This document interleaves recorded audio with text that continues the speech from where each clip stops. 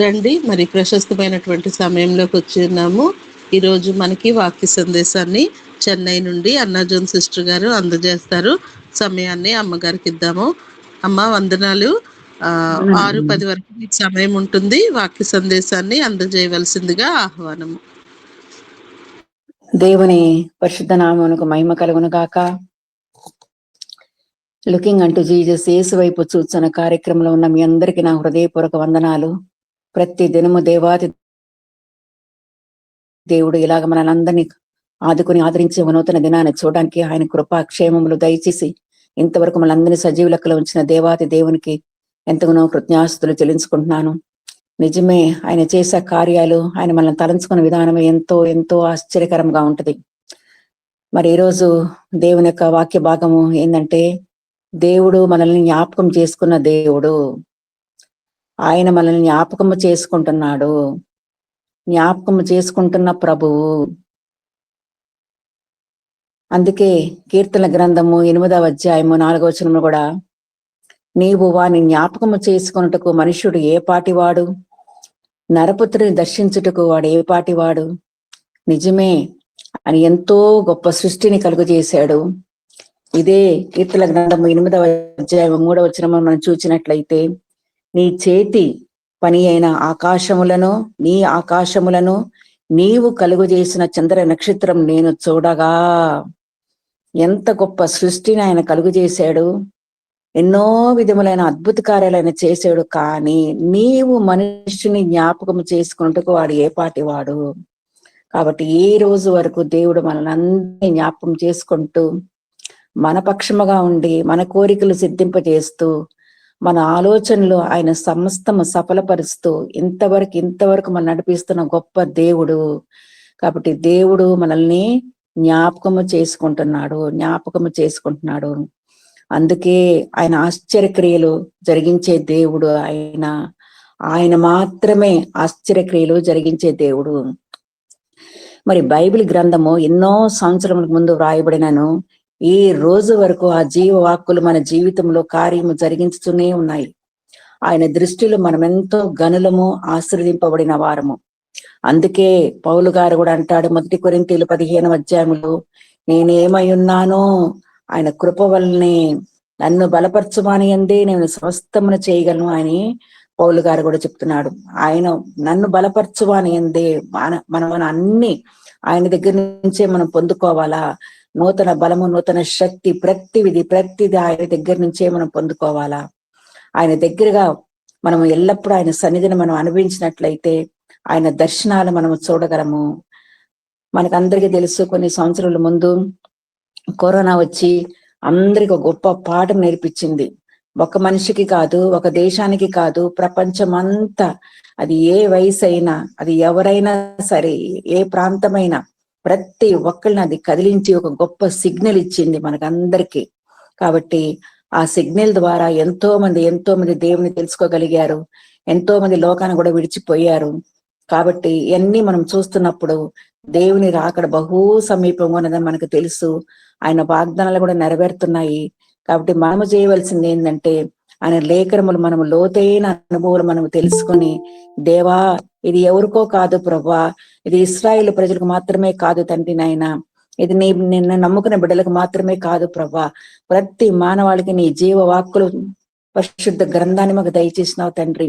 ప్రతి దినము మేము దాన్ని ధ్యానించుకొని ఇంకా ఎక్కువగా మా జీవితంలో తండ్రి మేము నీ కొరకు జీవిస్తూ, నీ వైపు చూస్తూ, నీ చిత్తంను తిరిగే బిడ్డలుగా మా జీవితాన్ని స్థిరపరచు దేవా అని మనం ప్రార్థించినట్లయితే తప్పకుండా ఆయన మనల్ని జ్ఞాపకం చేసుకుంటున్నాడు. కాబట్టి మనము ఆయన బిడ్డలము కాబట్టి తప్పకుండా ఆయన మన కోరికలు సిద్ధింపజేస్తాడు.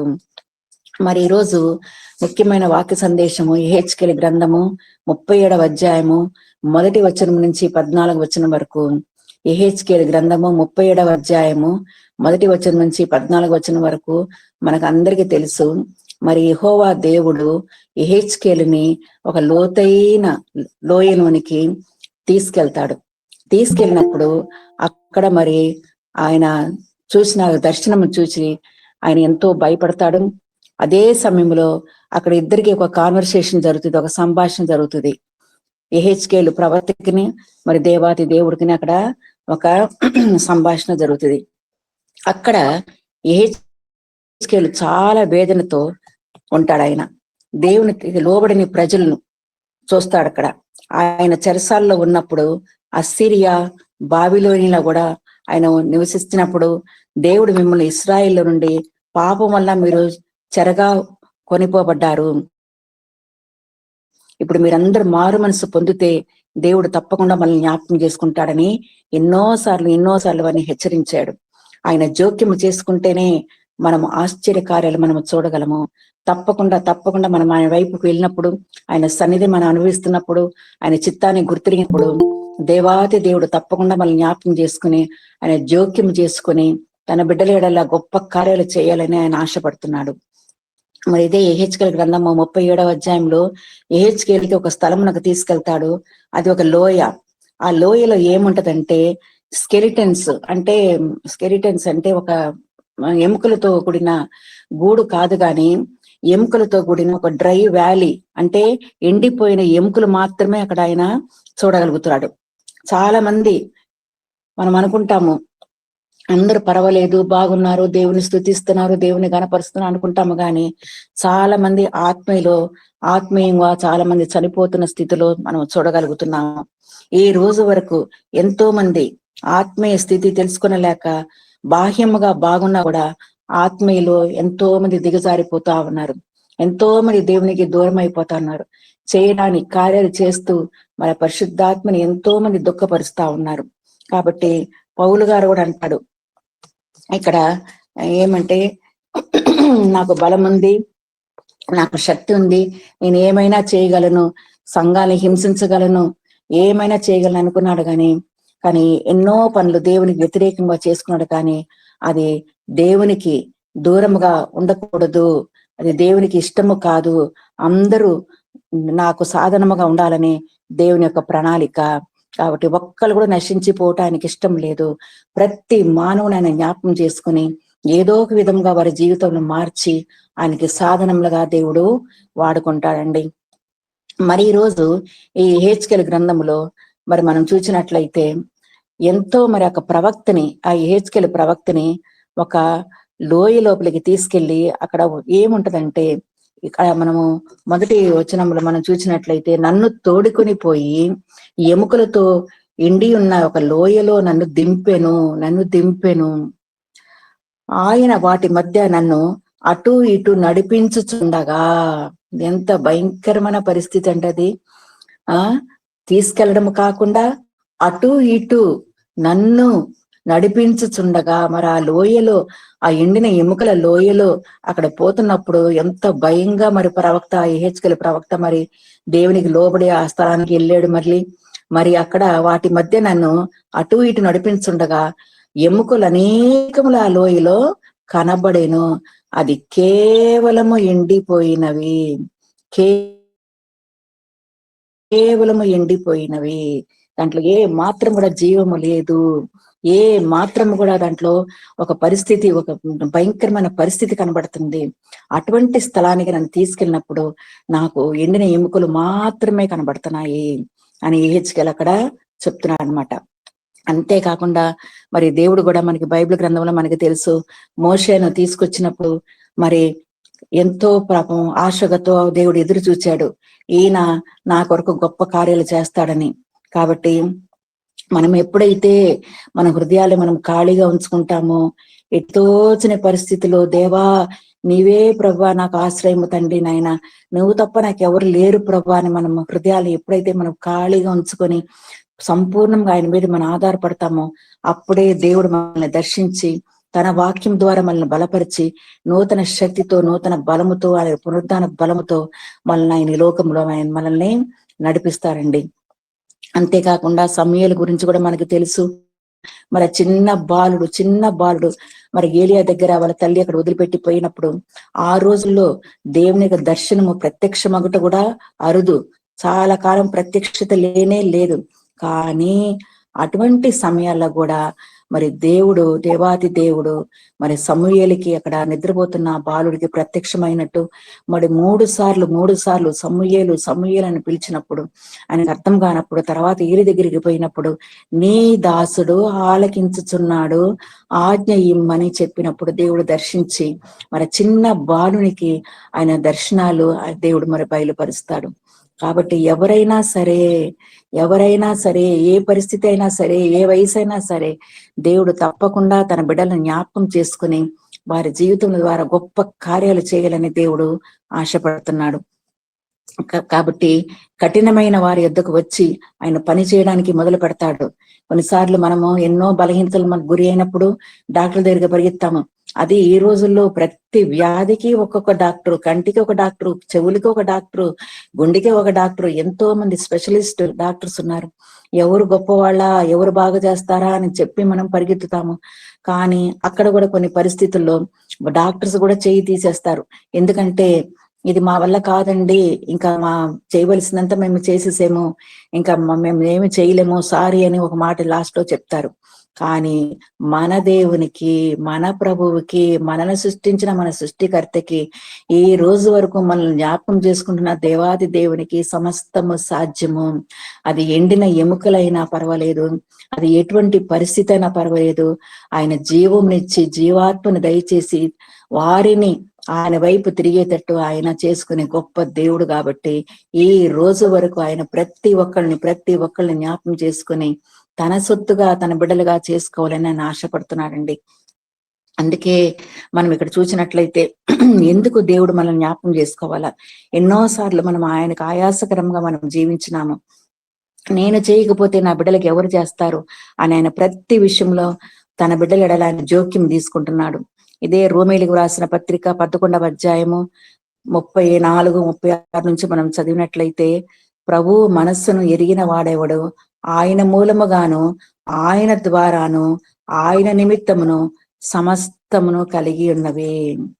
ఆయన మనస్సును ఎవరు ఎరుగుతారు? ఎవరికి తెలియదు ఆయన మనస్సు ఆయనకి. కానీ ఆయన ప్రతి మానవుని విషయంలో మాత్రము ఆయన జోక్యము తీసుకుని ఆయన తన బిడ్డల్ని జ్ఞాపకం చేసుకోవని వారి జీవితంలో గొప్ప కార్యాలు చేయాలని ఆశపడుతున్నాడు. ఆయన మూలముగాను, ఆయన ద్వారాను, ఆయన నిమిత్తమును సమస్తమును కలిగి ఉన్నవి. అవునండి, సమస్తమును ఆయన ద్వారా, ఆయన మూలముగా, ఆయన నిమిత్తము సమస్తమును కలిగి ఉన్నవి. కాబట్టి మనం ఎల్లప్పుడూ దేవునితో మనం సహవాసం చేసినట్లయితే దేవుడు మన పక్షంగా ఉంటాడు. ఆయన జోక్యము తీసుకుని మనల్ని జ్ఞాపకం చేసుకుని తన కార్యాలు మన జీవితంలో ఆయన తప్పకుండా నెరవేరుస్తారండి. ఇదే యెహెజ్కేలు గ్రంథము 37వ అధ్యాయం 3వ వచనంలో అక్కడ ఒక గొప్ప ఎన్కౌంటర్ అంటే ఆకస్మికంగా ఇద్దరు కలుసుకోవడం జరుగుతుంది అనమాట. సడన్ గా ఇద్దరు కలుసుకోవడం జరుగుతుంది. మరి ముందే ఇది ఒక ప్రణాళిక, ఇది ఒక ప్లాన్ కానే కాదు, గొప్ప ఎన్కౌంటర్ అక్కడ జరుగుతుంది. కాబట్టి మన జీవితంలో కూడా ఎన్నో లోయలు, ఎన్నో పర్వతాలు మన జీవితంలో కూడా మనకు అడ్డంకులు ఉన్నా కూడా ఏమైనా పర్వాలేదు, మనకు సహాయం చేసే దేవుడు ఆయన ఒక్కడే. ఆయనకి తెలుసు ఎట్లాంటి స్థలాలకు మనం తీసుకెళ్లాలా, అది ఎంత భయంకరమైన పరిస్థితి అని కూడా పర్వాలేదు, ఆయన మనతో ఉన్నాడు. కాబట్టి మనము ధైర్యంతో, నిబ్బరముతో ఆయన మన చెయ్యి పట్టుకున్నప్పుడు తప్పకుండా మనం ధైర్యంతో ఆయన వైపు చూస్తూ ముందుకు కొనసాగే భాగ్యాన్ని కూడా దేవుడు మనకి దయచేస్తాడండి. కాబట్టి నీకు తెలుసు, ప్రవచనమెత్తి ఎండిపోయిన ఎముకలతో ఇట్లనము. ఎంత ఆశ్చర్యం అండి! ఈ అధ్యాయం చదువుతుంటుంటే ఎంతో ఆశ్చర్యం వేస్తుంది. తీసుకెళ్ళిందేమో ఒక లోయ లోపలికి, అక్కడ చూస్తేనేమో ఎండిపోయిన ఎముకలు ఉన్నాయి.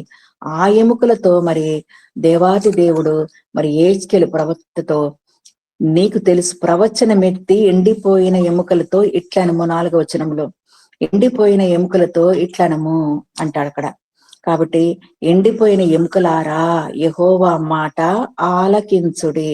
ఇక్కడ మనం చూసినట్లయితే మరి ఆ ప్రవక్త కూడా, యెహెజ్కేలు కూడా, ఏంటయ్యా ఇటువంటి స్థలానికి నన్ను తీసుకొచ్చేవే, ఇక్కడ చూస్తేనేమో ఒక మనిషి కూడా లేడే, ఉట్టి స్కెలిటన్స్ కూడా కాదు ఇక్కడ, కానీ ఉట్టి ఎండిపోయిన ఎముకలు మాత్రం విడివిడిగా ఉన్నాయే, సపరేట్ గా ఉన్నాయి ఎముకలు కూడా. మరి ఈ ఎముకలతో నేను ఎట్లా మాట్లాడాలా, ఎట్లా ప్రవచించాలని కూడా ఆయన ఒక్క మాట కూడా ఎద్దు చెప్పకుండా దేవుడు చెప్పినట్టు మరి ప్రవచనమెత్తి ఎముకలతో ఇట్లనము అని దేవుడు చెప్పినప్పుడు ఎండిపోయిన ఎముకలతో ఇట్లనము అన్నప్పుడు, ఎండిపోయిన ఎముకలారా యెహోవా మాట ఆలకించుడి అని మనం అక్కడ చూస్తున్నాం. ఆలకించుడి అంటే లోబడిన జీవితము. యెహెజ్కేలు ప్రవక్త, గొప్ప ప్రవక్త అయినా కూడా ఆయన లోబడిన జీవితము. వెంటనే దేవుడు చెప్పినప్పుడు ఏ విధమైన ఎదురు చెప్పకుండా వెంటనే లోబడి ఆయనకి అలాగ జవాబిచ్చినట్టు అక్కడ ఎముకలతో మాట్లాడినట్టు మనం అక్కడ చూస్తున్నాము. మన బైబిల్ గ్రంథంలో మనకు అందరికీ తెలుసండి. మరి అబ్రహాము నీ ఊరు దేశము నుంచి పిలిచి నిన్ను జనములకు తండ్రిగా చేస్తానన్నప్పుడు ఎక్కడికి వెళ్ళాలా, ఏ ఊరికి వెళ్ళాలా, అక్కడ ఎవరున్నారు, నాకు ఏముంటది అక్కడ అని ఒక్క మాట కూడా ఆయన ఎదురు చెప్పకుండా వెంటనే లోబడి అబ్రహాము మరి దేవునికి లోబడి వెళ్ళినాడు. కాబట్టే జనములకు తండ్రిగా దేవుడు అతన్ని నియమించాడు. మరి దేవుడికి మోషే గురించి కూడా తెలుసు. ఒక ఐగుప్తుని చంపిన విషయం కూడా మరి దేవాది దేవునికి తెలుసు. కానీ ఈయనని ఒక గొప్ప నాయకునిగా నేను నియమించాలనుకుంటున్నానని ఇశ్రాయేలు ప్రజలకు ఆయన ఒక గొప్ప నాయకునిగా ఆయన నియమించాడు. ఎందుకంటే దేవుడు హృదయాలు చూచే దేవుడు. భూమిలో ఉన్న వారందరికంటే ఇతడు గొప్ప సాత్వికుడు అని దేవుడు తెలుసుకున్నాడు. ఈయనొక్కడే నడిపించగలడు నా ప్రజల్ని. 1 కాదు 2 కాదు 40 సంవత్సరములు ఒక నాయకునిగా నేను ఎన్నుకుంటాను అని దేవుని యొక్క ప్రణాళిక. అలాగే సౌలు గురించి కూడా మనకు తెలుసు. ఎన్నో కార్యాలు, దేవునికి విరుద్ధమైన కార్యాలను ఎన్నో చేశాడు. కానీ దేవుని సాధనముగా వాడబడిన తర్వాత మరి దేవుడు దర్శించిన తర్వాత అక్కడ దమస్కు పట్టణంలో ఆయన దేవుని యొక్క దర్శనం చూచిన తర్వాతనే మరి ఎంత అద్భుతముగా మరి దేవుని రుచి తెలుసుకుని మరి పరిశుద్ధ గ్రంథములో మరి 13 పుస్తకములు ఆయన రాయగలిగడాన్ని దేవుడు తన కృపను దయచేశాడు. కాబట్టి దేవుడు జోక్యము చేసుకుంటేనే, దేవుడు మనల్ని జ్ఞాపకం చేసుకుంటేనే గొప్ప సాధనలుగా మనం ఈ లోకంలో మనం వాడబడతాము. ఆయన నామాన్ని గణపరిచే భాగ్యాన్ని కూడా దేవుడు మనకు అందరికీ దయచేస్తారండి. కాబట్టి మనము తెలుసుకోవాల్సింది ఏంటంటే, అవును ప్రవ్వా, నువ్వు సర్వాధికారివినైనా, సర్వ సృష్టికర్తవు ప్రవ్వా, అన్ని నామముల కన్నా పరిణామం కలిగిన నువ్వు తండ్రి నాయన, నువ్వు సమస్తము చేయగలవు తండ్రి. నువ్వు మమ్మల్ని ఏ ప్రదేశానికి తీసుకెళ్ళినా కూడా పర్వాలేదు ప్రవ్వా, ఎట్టి పరిస్థితుల్లో కూడా మేము భయపడకుండా దిగజారిపోకుండా, ఎందుకంటే నువ్వు ఉన్నావు ప్రభా, నువ్వు మా పక్కనే ఉన్నావు తండ్రి నాయన. కాబట్టి అటువంటి గొప్ప విశ్వాసము, గొప్ప నిరీక్షణ, నూతన బలం, నూతన శక్తిని మాకు దయచేసి దేవుడు నువ్వు ఉన్నావు తండ్రి నాయన అనే ఒక వాగ్దానంతో మనం ముందుకు కొనసాగినట్లయితేనే ఈ లోకములో మనము జయ జీవితాన్ని మనము చూడగలము. ఎల్లప్పుడూ ఆయన నామాన్ని కనపరిచే భాగ్యాన్ని కూడా దేవుడు మనకి దయచేస్తారండి. కాబట్టి ఇదే దావీదు మహారాజు కూడా మరి కీర్తన గ్రంథము 40వ అధ్యాయంలో 3వ వచనంలో మనం చూసినట్లయితే, యెహోవా కొరకు నేను సహనముతో కనిపెట్టుకుంటుని, ఆయన నాకు చెవియొగ్గి నా మొర ఆలకించెను. నాశనకరమైన గుంటలో నుండి, జిగటగల దొంగ ఊబిలో నుండి ఆయన నన్ను పైకెత్తెను. ఎప్పుడైతే ఆయన మనల్ని పైకెత్తాడంటే, నేను యెహోవా కొరకు సహనముతో కనిపెట్టుకున్నప్పుడే, ఆయన నాకు చెవియొగ్గినప్పుడే ఆయన తప్పకుండా నా మొరను ఆలకిస్తాడు. అది ఎటువంటి పరిస్థితి అయినా, నేను ఎటువంటి దొంగ ఊబిలోనైనా, నాశనకరమైన గుంటలో కూడా నేను పడిపోయినప్పుడు కూడా ఆయన ఉన్నాడు, ఆయన నన్ను లేపుతాడు, నా మొరను ఆలకిస్తాడు. కాబట్టి నేను చేయాల్సిన కార్యం ఏంటంటే, నేను సహనముతో ఆయన కొరకు నేను కనిపెట్టుకోవాలా. కాబట్టి ఇక్కడ ఇదే యెహెజ్కేలు గ్రంథము 37వ అధ్యాయము 5వ వచనము 6వ వచనం చూసినట్లయితే, మీరు బ్రతుకున్నట్లు నేను మీలోనికి జీవాత్మను రప్పించుచున్నాను. చర్మము కప్పి మీకు నరములనిచ్చి, మీ మీద మాంసము పొదిగి చర్మము మీ మీద కప్పెదను. మీలో జీవాత్మనుంచగా మీరు బ్రతుకుదురు. అప్పుడు నేను యెహోవానై ఉన్నానని మీరు తెలిసికొందరు. ఎంత గొప్ప ఆశ్చర్యకరమైన కార్యం అండి దేవుడు మన జీవితంలో చేస్తున్నానండి. ఆయన జ్ఞాపకం చేసుకుంటున్నాడు కాబట్టే ఎంత గొప్ప కార్యాలు మనము జీవ గ్రంథంలో మనము చూడగలుగుతున్నాము. ఇక్కడ ఈ ఎముకలు 4వ వచనంలో అందుకైనా ప్రవచనమెత్తి ఎముకలతో ఇట్లనము. ఇక్కడ నాకు ఈ వాక్య భాగము చదువుతున్నప్పుడు మరి ఆయన యెహెజ్కేలుతో ఆయన మాట్లాడుతున్నప్పుడు, ఏంటి ప్రభా, ఏదో మనుషులు ఉంటే పర్వాలేదు, నేను మాట్లాడగలను, ప్రవచనం ఎత్తి చెప్పమంటున్నావు, నువ్వు ముందు కార్యము చేయి ప్రభా, నువ్వు దేవాతి దేవుడు కదా, ఆకాశమును సూర్యచంద్ర నక్షత్రమును కలుగజేసినావు కదా తండ్రి నాయన, నువ్వు నీ కార్యము చేయి ప్రభా ఇక్కడ, అప్పుడు నేను ప్రవచనం ఎత్తి మాట్లాడతానని నాకు యెహెజ్కేలు అక్కడ చెప్పలేదు. ఈ సత్యాన్ని మనం చాలా చాలా మనం తెలుసుకోవాలి. ఇక్కడ దేవుడు ఏమి చెప్పాడో, ఏ స్థలానికి తీసుకెళ్తున్నాడో, ప్రతి విషయంలో దేవునికి లోబడి జీవించిన ప్రవక్త యెహెజ్కేలు. అందుకే ఇక్కడ 4వ వచనములో, అందుకాయన ప్రవచనమెత్తి ఎండిపోయిన ఎముకలతో ఇట్లనము, ప్రవచనమెత్తి ఎండిపోయిన ఎముకలతో, అసలు ఎంత ఆశ్చర్యంగా ఉంటుందో ఈ మాట చదువుతుంటే. ఎండిపోయిన ఎముకలతో ఏం ప్రవచనాలు చెప్పాలా, అసలు ఏం అర్థమవుతాయి వాళ్ళకి? అసలు ఒక స్కెలిటన్ లాగా ఉన్నా కూడా పర్వాలేదు, ఎముకల గూడైనా పర్వాలేదు, అది విడివిడిగా ఉన్న ఎముకల లోయ, ఒక ఎముకలు విడివిడిగా ఉన్న లోయ అది. కాబట్టి ఆ ఎముకలతో ఎట్లా ప్రవచనం ఎత్తి మాట్లాడాలా? ఆయన మాట్లాడినా కూడా దానికి జీవము లేదే, అది ఎండిపోయిన, అప్పుడప్పుడే చనిపోయిన శవాలైనా కూడా పర్వాలేదు, అన్ని విడివిడిగా ఉన్న ఎముకలు అది ఎండిపోయి ఉన్నాయి, ఏ మాత్రం కూడా దాని జీవము లేకుండా ఉన్న పరిస్థితుల్లో, దేవా ఎట్లా ప్రభువా నాయన, ఈ ఎముకలతో నేను ప్రవచనం అయితే ఎట్లా మాట్లాడమంటున్నావని ఒక్క బదులు కూడా ఆయన చెప్పలేదు ఆ ప్రవక్త. కాబట్టి ఇక్కడ మనం చూసినట్లయితే చర్మము కప్పి అక్కడ చర్మము కప్పి ఎండిపోయిన ఎముకలతో, నరములు ఉన్న చనిపోయిన శరీరం అక్కడ. కాబట్టి జీవము ఏ మాత్రము లేని పరిస్థితి అక్కడ. కాబట్టి ఇక్కడ మనము ఈ వాక్య భాగంలో ఇట్లనము ఎండిపోయిన ఎముకలారా యెహోవా మాట ఆలకించుడి. ఎలాగ ఆలకిస్తారు ఆ ఎండిపోయిన ఎముకలు కూడా? ఆలకించుడి, ఈ ఎముకలకు యెహోవా సెలవిచ్చినదేమనగా, మీరు బ్రతుకున్నట్లు మీలో జీవాత్మను రప్పించుచున్నాను. జీవాత్మను బ్రతుకున్నట్లు, అసలే ఎండిపోయిన ఎముకలు అవి బ్రతకాలంట, ఆ బ్రతికిన తర్వాత మళ్ళీ దాంట్లో జీవ ఆత్మను దేవుడు దయచేస్తాడంట. జీవ ఆత్మను ఎట్లా? ఆ విడివిడిగా ఉన్న ఎముకలు దాంట్లో చర్మము కప్పి నరములనిచ్చి, మీ మీద మాంసము పొడిగి చర్మము మీ మీద కప్పెదను అని ప్రవచనము యెహెజ్కేలు ఇస్తాడండి. అంటే ఎలాగ మాట్లాడాలా, ఎలాగ ఎండిపోయిన ఎముకలతో ఎలాగ మాట్లాడాలా, దానికి జీవం వస్తాయి అని ఒక్కొక్క మాట చర్మము కప్పి నరములనిచ్చి, దాని తర్వాత చర్మమును కప్పెదను అని చెప్పిన తర్వాత, మీలో జీవాత్మ ఉంచగా మీరు బ్రతుకుదురు. ఎంత విశ్వాసము, లోతైన అనుభవముతో ఎండిన ఎముకలతో పోయి మాట్లాడుతుంటే, మరి అక్కడ మనం చూసినట్లయితే ఎట్టి పరిస్థితులు కూడా అది ఒక కార్యము జరిగే పరిస్థితి కానే కాదది. కొంచెం కూడా మనము ఊహించలేము ఆ పరిస్థితి. అంత భయంకరమైన పరిస్థితిలో కూడా మరి అక్కడ యెహెజ్కేలు ప్రవక్త, మరి దేవుడు చెప్పినట్లు నువ్వు మాట్లాడు, ప్రవచనం ఎత్తి మాట్లాడంటాడు.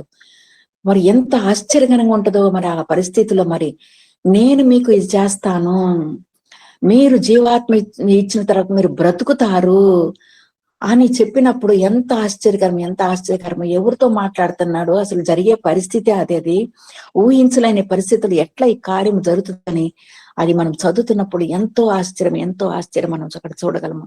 కాబట్టి ఇదే మనము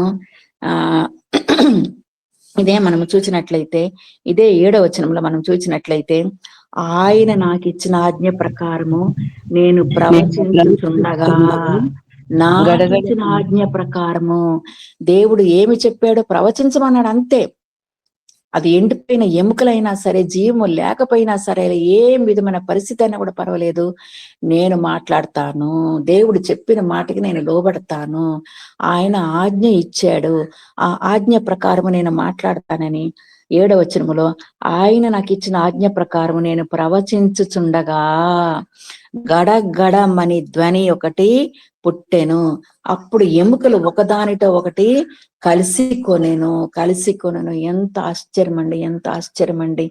దేవాతి దేవుడు మన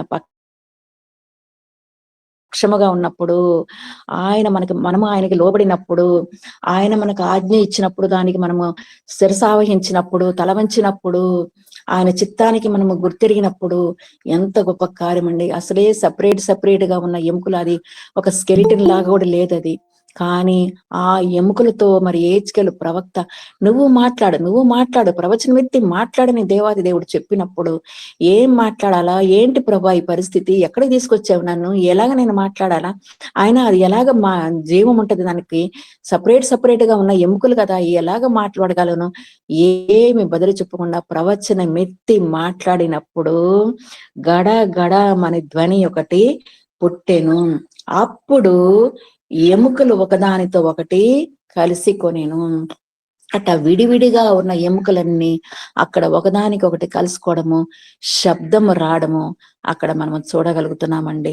కాబట్టి దేవాతి దేవుడు ఆయన మనకు ఆజ్ఞ ఇచ్చినప్పుడు, మనం ఆయనకి లోబడినప్పుడు, ఆయన చిత్తమును మనం గుర్తెరిగినప్పుడు తప్పకుండా గొప్ప కార్యాలు మన జీవితం మనము చూడగలమండి.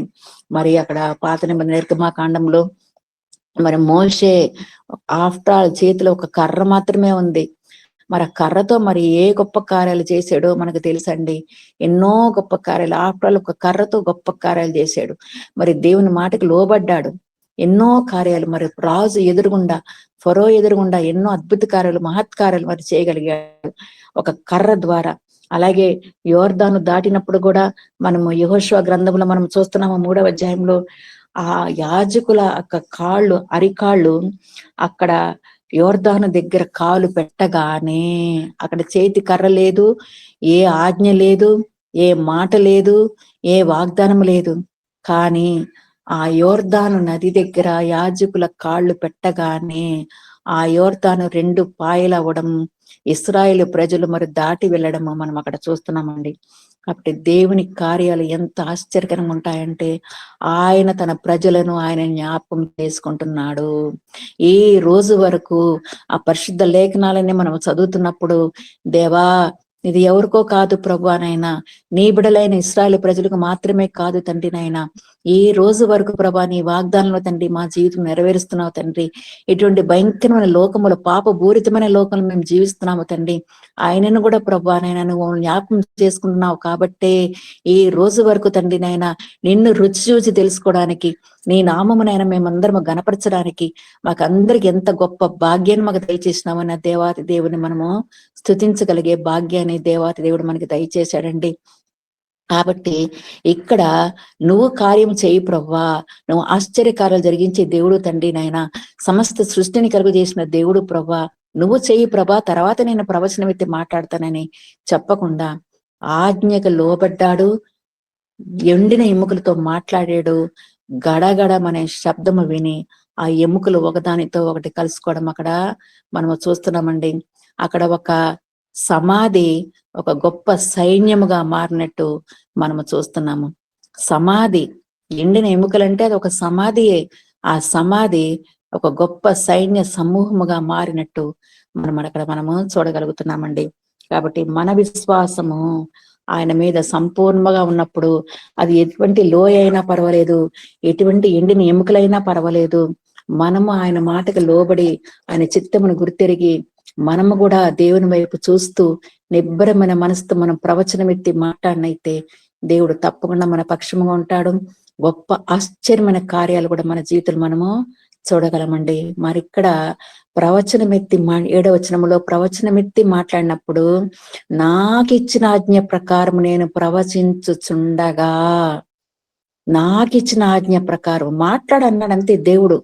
ప్రవచనం ఎత్తి మాట్లాడన్నాడంతే. ఈ మాట మాట్లాడు, ఆ మాట మాట్లాడని చెప్పలేదు. ప్రవచనం ఎత్తి మాట్లాడాడు, దేవుని ఆజ్ఞకు లోపడ్డాడు. కాబట్టి గడగడ మన ధ్వని పుట్టెను. కాబట్టి దేవా నా జీవితాన్ని నీకు సమర్పించుకుంటున్నాను ప్రభా నైనా, నువ్వు ఒక్కడవే ప్రభా ఆశ్చర్యకాలు జరిగించే దేవుడు తండ్రి నైనా, నీకు అసాధ్యమనేది ఏది లేదు ప్రభా నైనా. కాబట్టి నైనా నువ్వు మాత్రమే తండ్రి నైనా మా జీవితంలో ప్రభా నువ్వు మమ్మల్ని ఈ రోజు వరకు మమ్మల్ని జ్ఞాపకం చేసుకుని ఆశ్చర్యకాలు జరిగిస్తున్నావు తండ్రి నాయన అని మనం ఆయన వైపు చూచినట్లయితేనే గొప్ప కార్యాలు మన జీవితంలో మనం చూడగలమండి. అందుకే గలతీయులకు రాసిన పత్రిక 5వ అధ్యాయము 1వ వచనంలో ఈ స్వాతంత్రం అనుగ్రహించి క్రీస్తు మనలను స్వతంత్రులుగా చేశాడు. స్వతంత్రులుగా దాస్యమును కాడి క్రింద చిక్కుకొనకుడి, దాస్యమును కాడి కింద చిక్కుకొనకుడి. కాబట్టి స్వాతంత్రాన్ని దేవుడు మనకి ఇచ్చాడు. కాబట్టి క్రీస్తు మనల్ని స్వతంత్రులుగా చేశాడు. ఆయన బిడ్డలుగా ఎన్నుకున్నాడు. ఆయన దృష్టిలో మనం ఎంతో గనులము, గొప్పవారము. కాబట్టి గొప్ప కార్యాలు చేయాలని ఆయన ఆశపడుతున్నాడు. తన బిడ్డల్ని ఈ లోకంలో ఒక గొప్ప ప్రయోజనకరంగా, ఒక గొప్ప సాధనలుగా వాడుకోవాలని దేవుని యొక్క ఉద్దేశం. కాబట్టి ఈ స్వాతంత్రం అనుగ్రహించి క్రీస్తు మనల్ని స్వతంత్రులుగా చేసి ఉన్నాడు. స్వతంత్రులుగా, ఆయన బిడ్డలుగా, ఆయన సొత్తుగా మనల్ని చేసుకున్నాడు. కాబట్టి ఎట్టి పరిస్థితుల్లో కూడా మనం దాస్యమును కాడి కింద మనము చిక్కుకొనకుండా, ఈలోక మాలిన్యము, ఈలోక పాపం మనల్ని అంటకుండా మనము స్వతంత్రముగా క్రీస్తు వైపు చూచినట్లయితేనే గొప్ప కార్యాలు మన జీవితంలో మనం చేయగలమండి. ఎందుకంటే ఈ రోజు వరకు ఆయన మనల్ని జ్ఞాపకం చేసుకుంటున్నాడు. అందుకే ఇక్కడ గడ గడమను ధ్వని పుట్టెను. ఆయన ఆజ్ఞ ఇచ్చిన ప్రకారము నేను ప్రవచించుచుండగా గడ గడమను ధ్వని పుట్టెను. ఇక్కడ ఒక గొప్ప సమాధి, ఒక గొప్ప సైన్యముగా మారినట్టు మనం చూస్తున్నాం. కాబట్టి దేవా, ఏ కార్యాలు ప్రభా మా జీవితంలో జరగకపోయినా కూడా ప్రభా తగిన సమయములో, నీ సమయములో, నీ చిత్త ప్రకారము మా జీవితంలో నువ్వు గొప్ప కార్యాలు చేసే దేవుడు నువ్వు ఒక్కడవే ప్రభా. ఎందుకంటే ఈ రోజు వరకు మమ్మల్ని జ్ఞాపకం చేసుకుంటున్నావు తండ్రి నాయన. ఎంత గొప్ప నమ్మదగిన దేవుడు తండ్రి నాయన. నీ కార్యాలు గొప్పవి, నీ తలంపులు గొప్పవి నాయన. నిన్ను నమ్ముకున్న బిడ్డలకు నువ్వు దాచించిన మేలు ఎంతో గొప్పది ప్రభా. ఆయన వాగ్దానాలు మనం ప్రతిదినం మనం స్వతంత్రించుకున్నట్లయితేనే గొప్ప కార్యాలు మనం మన జీవితంలో మనము చూడగలమండి. కాబట్టి మనము చేయవలసింది ఏంటంటే ఎల్లప్పుడూ ఆయన బలిష్టమైన చేతి కింద దీన మనసుకులై ఆయనకు ఆజ్ఞకు లోబడి ఆయన చిత్తమును గుర్తిరిగినట్లయితేనే తగిన సమయంలో ఆయన మనల్ని హెచ్చించాలని ఆయన ఆశపడుతున్నాడండి. కాబట్టి ముఖ్యంగా అసలు ఈ రోజుల్లో చూసినట్లయితే ఎంతో సమయాన్ని దేవుడు మనకి దయచేస్తున్నాడు. మరి ఆ రోజు మనం చిన్నప్పుడు ఉన్నప్పుడు మనకి 24 గంటలే, ఇప్పుడు 24 గంటలే. కానీ మనకు అప్పుడు ఎంతో సమయం ఉండేది. కానీ ఇప్పుడు మానవులకి సమయం, టైం అనేదే లేదు అసలు. ఎప్పుడు చూసినా బిజీ లైఫ్. ఎందుకంటే ఈ నెట్వర్క్, ఈ మొబైల్స్ ద్వారా వాటి కాలము, వాళ్ళ సమయం అంతా, దినమంతా మొబైల్ చూసుకుంటూ, మొబైల్తో మాట్లాడుతూ, దాన్ని చూడు కార్యాలు చూసుకుంటూ, లోక వార్తలు వింటూ, వారి మనసులు, వారి తలంపులంతా పాడు చేసుకుంటూ ఎంతో భయంకరమైన పరిస్థితిలో మరి మానవుడు జీవిస్తున్నాడు. దేవునికి దూరం అయిపోతా ఉన్నాడు. కానీ ఆయన సన్నిధిని అనుభవించలేక, ఆయన చిత్తమును గుర్తెరగకుండా ఎంతో మంది దేవునికి దూరం అయిపోతున్నారు. ప్రతి నిమిషము ఎంత వాళ్ళ ఆరోగ్యం చూసుకుంటారో ఏమో కానీ మనకు తెలియదు. కానీ ఆ మొబైల్ రీఛార్జ్ చేయడము, దాని నెట్వర్క్ చేయడము, దాన్ని ఎంత జాగ్రత్తగా దాన్ని చూసుకుంటారంటే ఆ మొబైల్ విషయంలో అది అన్నిటికైనా ఒక గొప్ప సొత్తుగా, ఒక దేవునిగా భావిస్తూ మరి ఆ యొక్క పాపంలో పడిపోయి ఎంతో మంది దేవునికి దూరం అయిపోతున్నారండి. కాబట్టి మనము చేయవలసింది ఏంటంటే, దేవా ఎంత సమయాన్ని మాకు దయచేస్తున్నావు తండ్రి నాయన. ప్రతి నిమిషము తండ్రి నాయన నీ సన్నిధిని మేము అనుభవిస్తూ, నీకు ఆజ్ఞలను కట్టడం మేము గైకొని ఇంకా ఎక్కువగా ప్రభు నీ చిత్తమును గుర్తిరిగి బిడ్డలుగా మా జీవితాన్ని స్థిరపరచు దేవా అని మనం ప్రార్థించాలా. అందుకే దావీదు మహారాజు కూడా చెప్తాడు, అనుకుంటాడు, నా ఆయుష్కాలం ఎంత అల్పమైనదో నేను తెలుసుకొని కోరుచున్నాను. అవును ప్రభువా, మా ఆయుష్కాలం ఎంతో మాకు తెలియదు తండ్రి నాయన. ఈ లోకములో మా జీవిత ప్రయాణం ఎంతో తెలియదు తండ్రి నాయన. ఉన్నంత కాలము ప్రభా నీ ఆజ్ఞలు మేము గైకొని, ఎందుకంటే ఈ రోజు వరకు నువ్వు మమ్మల్ని జ్ఞాపకం చేసుకుంటున్నావు ప్రభా. మా జీవితంలో ఎన్నో గొప్ప కార్యాలు నువ్వు చేస్తున్నావు తండ్రి. ఎల్లవెళ్ళ ప్రభా నేను స్తుతించి నేను కనపరిచే భాగ్యాన్ని మాకు దయచేయి ప్రభా. మా జీవిత కాలం మా ఆయువు ఎంత అల్పమైనదో మాకు తెలియపరచు ప్రభా. మనం ప్రార్థించినట్లయితేనే ఆయన సన్నిధిని మనం అనుభవించగలము, ఆయన ఆజ్ఞలు, ఆయన కట్టలను మనం గైకొనగలము, ఆయన చిత్తాన్ని గుర్తెరగలము, ప్రవచనమెత్తి మనము మాట్లాడగలగలము. కాబట్టి ఇటువంటి గొప్ప కార్యాలు చేయాలని ఆయన ఆశపడుతున్నాడు. ఈ రోజు వరకు మనం జ్ఞాపకం చేసుకుంటున్న దేవుడు మనకు ఉన్నాడు. కాబట్టి ఎట్టి పరిస్థితులు కూడా మనం భయపడనక్కర్లేదు. అందుకే ఇదే యెహెజ్కేలు గ్రంథము 37వ అధ్యాయము 8వ వచనము 9వ వచనము రాగానే, నేను చూస్తుండగా నరములను మాంసమును వాటి మీదికి వచ్చెను, వాటి పైన చర్మము కప్పెను, అయితే వాటిలో జీవాత్మ ఎంత మాత్రమును లేకపోయిను. శరీరము ఫామ్ అయిపోయింది, ఎండిపోయిన ఎముకలు ఒకదానికి ఒకటి కలుసుకున్నాయి, చర్మం వచ్చింది, కానీ ఇక్కడ జీవాత్మ ఎంత మాత్రమునో వాటిలో లేదు. మళ్ళీ 9వ వచనంలో కూడా రెండవసారి మళ్ళీ దేవాతి దేవుడు మరి హెచ్కేలుతో అంటాడు, నరపుత్రుడా ప్రవచనమెత్తి మళ్ళీ మాట్లాడయ్యా. ఎందుకంటే వాళ్ళు మొట్టమొదటిసారిగా ఎముకలు ఉన్నప్పుడు అవన్నీ కలుసుకున్నాయి, నువ్వు ప్రవచనమెత్తి మాట్లాడావు. మరి ఇప్పుడు కూడా ప్రవచనమెత్తి మాట్లాడితేనే వారిలో జీవాత్మ రావాలి కదా అని మాట్లాడమన్నప్పుడు మరి 9వ వచనంలో, అప్పుడు ఆయన నరపుత్రుడా జీవాత్మ వచ్చినట్లు ప్రవచించి ఇట్లనము, ప్రభువు యెహోవా సెలవిచ్చినదేమనగా, జీవాత్మ నలుదిక్కుల నుండి హత్తులైన మీరు బ్రతుకున్నట్లు వారి మీద ఊపిరి విడువము. ఆయన నాకు ఆజ్ఞాపించినట్లు నేను ప్రవచింపగా జీవాత్మ వారిలోనికి వచ్చెను. 10వ వచనము, జీవాత్మ వారిలోనికి వచ్చెను. నేను ప్రవచింపగా ప్రతి విషయంలో దేవుడు చెప్పినట్టు ఈయన ప్రవచించడము, ఈయన చెప్పడము, గొప్ప కార్యాలు జరగడము మనం అక్కడ చూస్తున్నాము. ప్రవచింపగా వారిలోనికి వచ్చెను. వారు సజీవులై లేచి లెక్కింప శక్యము గాని మహాసైన్యమై నిలిచిరి. 10వ వచనం, లెక్కింప శక్యము గాని మహాసైన్యమై నిలిచిరి. మరి 11వ వచనంలో, అప్పుడు ఆయన నాతో ఇట్లా, నేను నరపుత్రుడా ఈ ఎముకలు ఇశ్రాయేలులందరినీ సూచించున్నది. వారు మన ఎముకలు ఎండిపోయెను, మన ఆశ విఫలమాయెను, మనము నాశనమైపోతుమి అని అనుకొనుచున్నారు. వాళ్ళ జీవాత్మ రాగానే వాళ్ళ చర్మముగా వచ్చింది, ఎముకలు ఫామ్ అయిపోయినాయి, అన్ని నరాలు వచ్చినాయి, జీవాత్మ వచ్చింది. కానీ వాళ్ళ జీవాత్మ ఎంత మాత్రము లేదు. అది ఎవరిని సూచిస్తుందంటే ఇశ్రాయేలు ప్రజల్ని సూచిస్తుంది. కాబట్టి వాళ్ళు జీవం వచ్చిన తర్వాత వాళ్ళు అనుకున్నారంట, మేము ఎండిపోయిన ఎముకలము, మా ఆశ విఫలమాయెను, మనము నాశనమైపోతుమి అని అనుకొనుచున్నారు. నిజమే, అయ్యో మన జీవితాలు కూడా ఇలాగ పాడైపోయినాయే, మనం దేవునికి దూరంగా జీవిస్తున్నామే, ఎలాగ మన జీవితాలు అని నిరుత్సాహంతో ఉన్నప్పుడు ఆయన చెప్పిన మాటలు ఏంటంటే, ఇక్కడ యోహాను సువార్త 12వ అధ్యాయం 26వ వచనంలో, ఒకడు నన్ను సేవించిన ఎడల నన్ను వెంబడింపవలెను, అప్పుడు నేను ఎక్కడ ఉందనో అక్కడ నా సేవకుడును ఉండను. కాబట్టి మనము చేయాల్సింది, మనకు జీవాత్మ వచ్చిన తర్వాత మనం చేయాల్సిన కార్యం ఏంటంటే, అయ్యో మనం నాశనం అయిపోయామే, మనం విఫలం అయిపోయామే, మనం ఉట్టి ఎండిన ఎముకలు కదా మనం అనుకోకుండా, ఒకడు నన్ను సేవించినడలా నన్ను వెంబడింపవలెను, అప్పుడు నేను ఎక్కడ ఉందనో అక్కడ నా సేవకుడును ఉండను. కాబట్టి ప్రతి పరిస్థితిలో మనం ఆయన గణపరుస్తూ ఆయన సేవిస్తూ, దేవా నువ్వు ఉన్నావు ప్రభా, నైనా ఆశ్చర్యకాలు జరిగించే దేవుడు తండ్రి, మా పక్షం ఉండే దేవుడు తండ్రి, నాయన ఎటువంటి పరిస్థితులు కూడా ప్రభా మేము దిగజారిపోకుండా, అది సింహాల బోనైనా పర్వాలేదు ప్రభా, నైనా అది ఎండిన ఎముకలైనా పర్వాలేదు ప్రభా, అది ఎర్ర సముద్రమైనా పర్వాలేదు ప్రభా, ఏమైనా ఏ పరిస్థితి పర్లేదు తండ్రి, నువ్వు ఉన్నావు ప్రభా. ఈ రోజు వరకు నువ్వు మమ్మల్ని జ్ఞాపకం చేసుకునే దేవుడు తండ్రి, మా పక్షం ఉండే దేవుడు తండ్రి, మమ్మల్ని నడిపించే దేవుడు తండ్రి, నాయన నీ కార్యాలు గొప్పవి ప్రభా, నీ తలంపులు గొప్పవి ప్రభా. దేవా మేము నీతో ఉన్నాము కాబట్టి మా ఎట్టి పరిస్థితుల్లో మాకు భయం లేదు తండ్రి.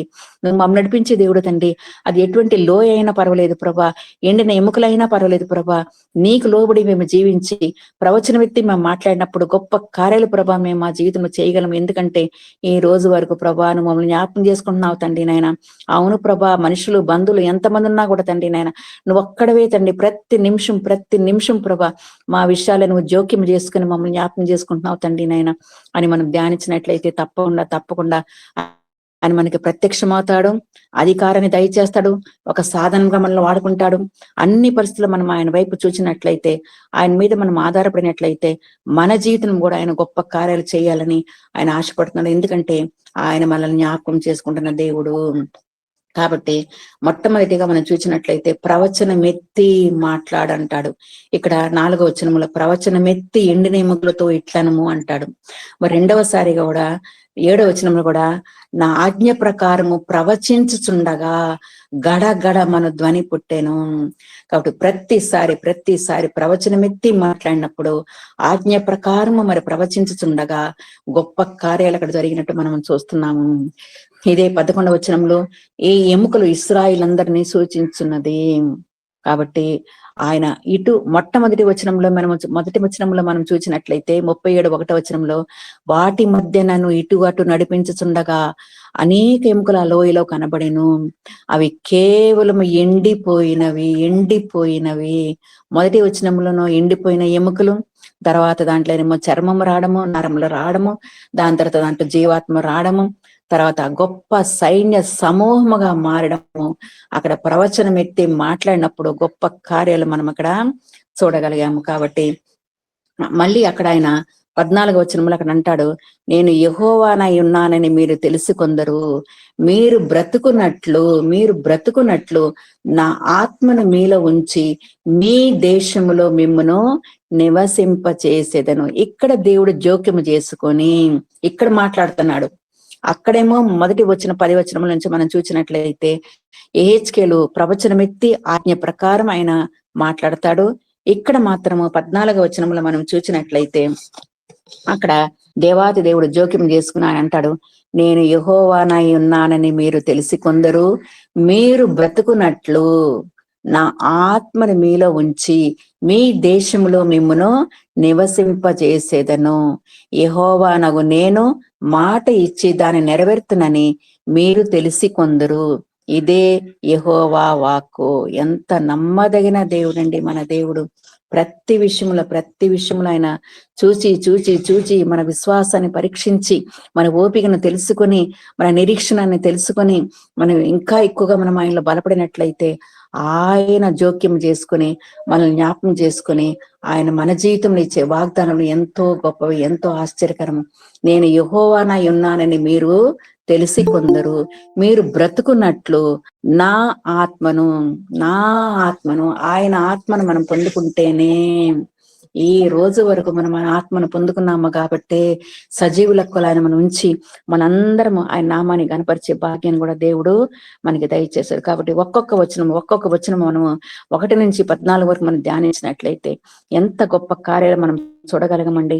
మొదటి వచనంలేమో ఎండిపోయిన ఎముకలు, దాని తర్వాత 7వ వచనంలేమో అది ఒకదానికొకటి కలుసుకుంది, 10వ వచనం చూస్తేనేమో జీవాత్మ వచ్చినట్లు మనం చూస్తున్నాము, గొప్ప సైన్యముగా మారినట్లు.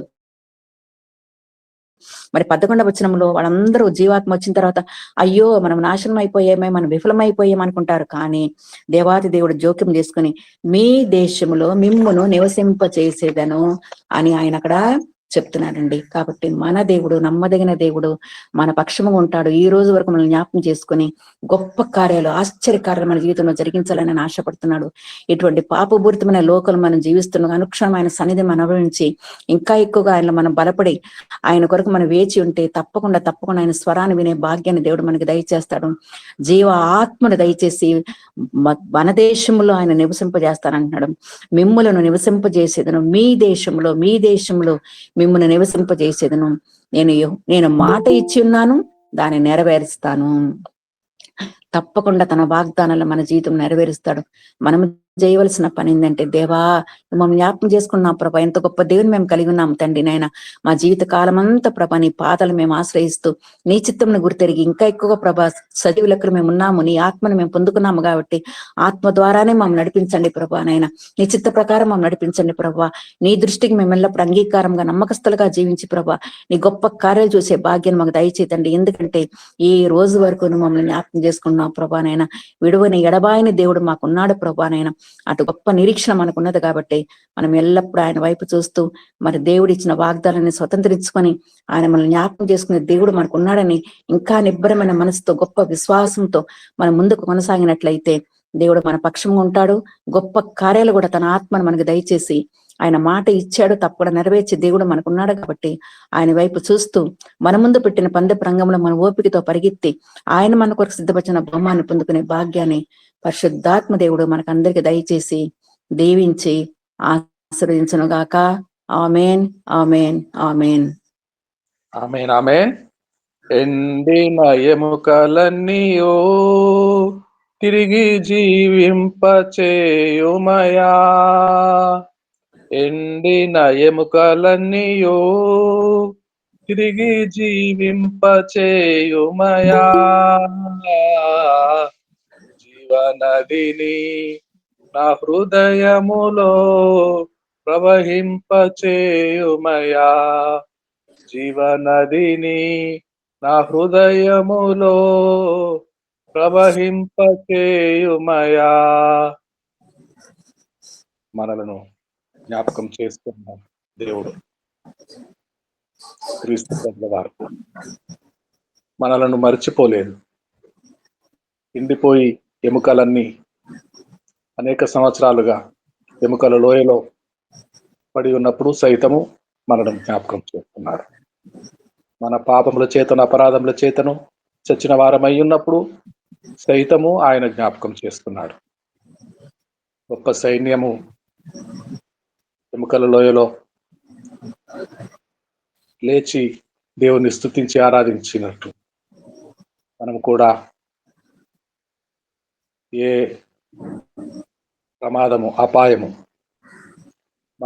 మనము మరణించిన వారము కాదు, సజీవులమై గొప్ప సైన్యమై దేవుని జ్ఞాపకంలో ఉన్న వారము. దేవునికి స్తోత్రం కలుగునుగా. చాలా చక్కని వాక్యము బోధించిన అన్నజోన అమ్మగారికి హృదయపూర్వకమైన ధన్యవాదాలు, కృతజ్ఞతలు తెలియజేస్తున్నాము. గాడ్ బ్లెస్ యూ అమ్మా. థ్యాంక్స్ అండి. ప్రైజ్ రాడండి. ప్రైజ్ రాడమ్మా. నాగలింగేష్ గారు, పాస్టర్ నాగలింగేష్ గారు ఒక మాట, చిన్న మాట ప్రార్థన చేస్తారా?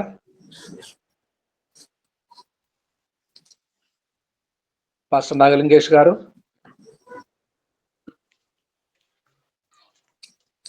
పరిశుద్ర ప్రేమైన దయగల తండ్రి, నాయన మీ నామమునకు వందనాలు చెల్లిస్తున్నాం. ఇదిగో ప్రేమించి ఇచ్చినటువంటి ఉదయకాల ప్రార్థన బట్టి కృతజ్ఞతలు. ఆయన మరి అన్నజోన్ మాథ్యూ అమ్మగారిని మీరు వాడుకొని మా అందరితోనూ మాట్లాడిన తండ్రి, కృతజ్ఞతలు చెల్లిస్తున్నాను. అమ్మగారు ఇలాగ మరింతగా అనేకుల మధ్యను, అన్యుల మధ్యను వాడుకోవడం వారే నాయన అన్యులను సైతం మీలోనికి నడిపించే బిడ్డగా, మరింతగా అనేక ఆత్మలు రక్షించే బిడ్డగా ఎదిగినట్లు సహాయం దయచేయమని, అమ్మగారు విత్తినటువంటి వాక్యములను మా హృదయంలో మరింతగా ఫలింపుదల దయచేసి ఆ వాక్యానుసారంగా మేము భయం కలిగి నాయన మరి ఎండిన ఎముకలైనప్పటికీ జీవం మీరు దయచేసేవారు కాబట్టి ఆ జీవం కలిగిన వారమై, ఆ జీవం యందు భయం కలిగిన వారమై జీవించినట్టుకు సహాయం దయచేయమని కూడా అడుగుతున్నాం. నాయన మరి ప్రార్థనా కుడికలో పాలి భాగస్వాములైనటువంటి ప్రతి ఒక్కరిని, వారి కుటుంబంలోను, వారి సంఘంలోను మీరు జ్ఞాపకం చేసుకొని దయగలదేవా మరి వారి వారి అక్కర్లు ఏవైతే ఉన్నాయో, అనారోగ్యములను, అస్వస్థతలను, వాటిని కూడా మీరు దూరపరిచి అక్కరలను తీర్చి మీరే మహిమ పొందుకోమని, జరగనైనటువంటి హిందీ సెషన్ కూడా చక్కగా జరిపి ఆనందింపచేయమని, మహిమ మీరు పొందుకోమని యేసుక్రీస్తు పరిశుద్ధ నామమున అడిగి పొందుకున్నాం మా తండ్రి. ఆమేన్. మీ కొరకు పాప కొరకు ప్రార్థన చేస్తున్నాము. అలాగే వారు మీ కొరకు కూడా చేస్తున్నాము. పద్మావతి గారు, మీకు మీ ఆరోగ్యం కొరకు ప్రార్థన చేస్తున్నాము. అందరి కొరకు చేస్తున్నాము. ఎడతెగక మానక దేవునికి స్తోత్రం కలుగునుగాక. చక్కగా వాక్యం అందించిన అన్నజనమ్మ గారు ఆశీర్వాదం విడుదల దయచేసి. మన తండ్రి అయిన దేవుని నుండి, మన ప్రభు అయిన యేసుక్రీస్తు నుండి పరిశుద్ధాత్మ సహవాసము ప్రతి కుటుంబానికి, ప్రతి బిడ్డకి, ప్రతి సారథి సంఘానికి దేవుడు దయచేసి దీవించి ఆశీర్వదించును గాక. ఆమేన్. ఆమేన్. తెలుగు సభ ముగిసింది. హిందీ సభలోనికి ప్రవేశిస్తున్నాము. పరలోక ప్రార్థన చేయండి సార్. పరలోక ప్రార్థన సార్. आइए, हमारे बीच में पास्टर विश्वनाथ प्रसाद जी तैयार खड़े हैं. हमारे नेता